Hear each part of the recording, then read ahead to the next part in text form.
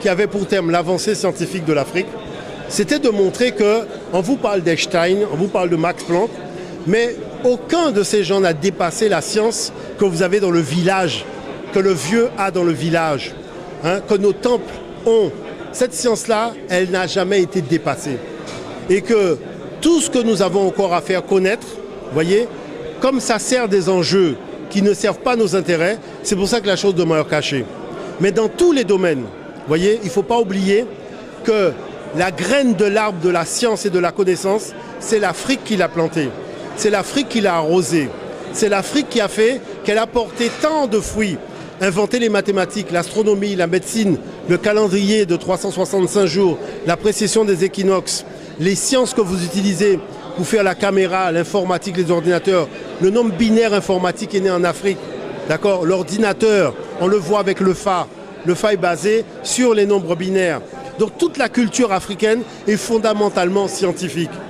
On nous éloigne de cette culture pour ne pas qu'on en fasse notre colonne vertébrale pour être debout. Sur le plan de la spiritualité, les pères de l'Église étaient tous africains. Alexandre d'Alexandrie, Alexandrie c'est en Afrique. Clément d'Alexandrie, Alexandrie c'est en Afrique. Origène d'Alexandrie, Alexandrie c'est en Afrique. Ce sont des Africains qui ont pris le savoir des temples pour donner à des gens qui n'avaient pas de tradition religieuse, une tradition religieuse. Toutes les divinités que vous voyez dans la Bible sont des divinités africaines. Ce sont des divinités que les anciens utilisaient dans les cultes vaudous. On les a blanchis, ils font la même chose, mais vous ne voyez pas que c'est la même divinité parce qu'on ne connaît pas suffisamment nos fondements. Quand on a fait le rituel initiatique, on comprend des choses. Il faut se préparer pour aller faire le rituel. Il faut jeûner. Quand vous allez à la messe, il n'y a pas de préparation, il n'y a pas de jeûne. On peut aller danser dans une boîte de nuit et aller à la messe le dimanche matin. Vous ne voyez pas qu'il y a un problème? C'est antinomique par rapport à notre tradition. Nous, on a une tradition, on n'a pas de religion. Il faut être fidèle à nos traditions parce que c'est l'héritage de nos pères. Et cet héritage de nos pères, c'est le sang qui coule dans nos veines. On peut acheter à boire et à manger, mais il n'y a pas de magasin où on vend du sang. Ce sang-là vient de très loin. Nous devons être fiers. Nous devons avoir notre colonne vertébrale et faire en sorte de ne jamais oublier qu'une pyramide, on dit qu'on a construit des pyramides, mais une pyramide, c'est des blocs de pierre qu'on a assemblés au même endroit. Chaque fois que nous sommes unis, nous sommes une pyramide. Vous voulez que nous soyons une pyramide? Soyons unis et nous serons une pyramide. Il faut faire deux choses. Il faut une reconquête économique. Parce qu'on a cédé trop de terrain sur l'économie. Les boissons dans les magasins sont pratiquement 99% des boissons étrangères. Les jeunes sont là oisifs. Les jeunes doivent pouvoir fabriquer leurs propres boissons. Et il faut faire des jus de plantes. Arrêtez de penser en jus de fruits. Parce que ces exploitations sont trop colossales. Avec les jus de feuilles, les jus de plantes, on peut faire d'excellents jus. Regardez le bissap, regardez le mojito, tout ça. Il y a beaucoup d'autres jus de plantes à inventer. Et les jeunes peuvent le faire. On n'a pas besoin de grand espace pour mettre une boisson à base de plantes. Ça, ce sont des choses importantes. Et la renaissance, c'est de ne pas oublier que la matrice humaine de la connaissance, elle est africaine. Et que quand on ne sait pas, on va chercher. On vous dit oui, on a inventé la semaine de 10 jours, mais la semaine de 7 jours, c'est pas nous. Je vous ai démontré que la semaine de 7 jours est arrimée aux 7 planètes qui sont arrimées aux 7 notes de musique. Parce que l'Africain, quand il a découvert ça, il a découvert un ensemble de choses. C'est ça qu'on appelle le génie africain, que les gens célèbrent dans notre dos. D'accord? Pourquoi la situation est comme celle-là? Parce que la chose qui se passe, c'est que Dieu a donné aux Africains toutes les richesses de la planète, les autres n'ont que des miettes. Et quand ils sont parmi nous, c'est pour nous braquer, nous raconter des sornettes.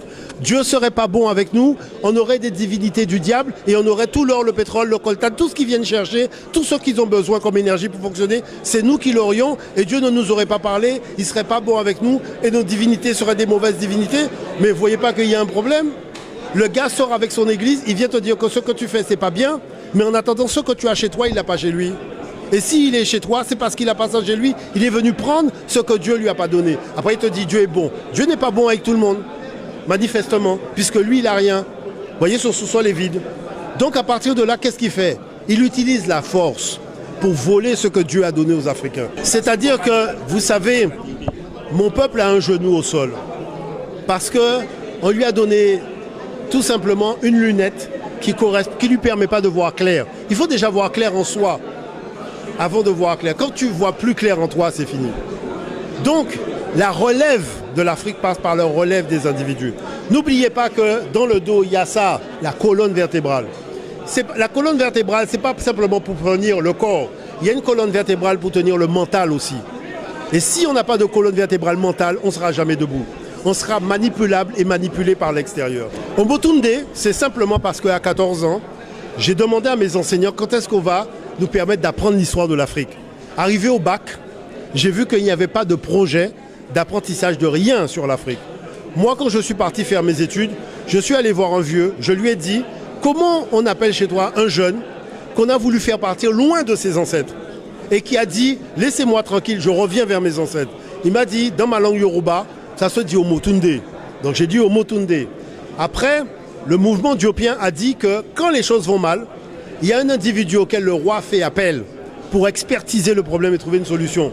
Cet individu s'appelle le Kalala.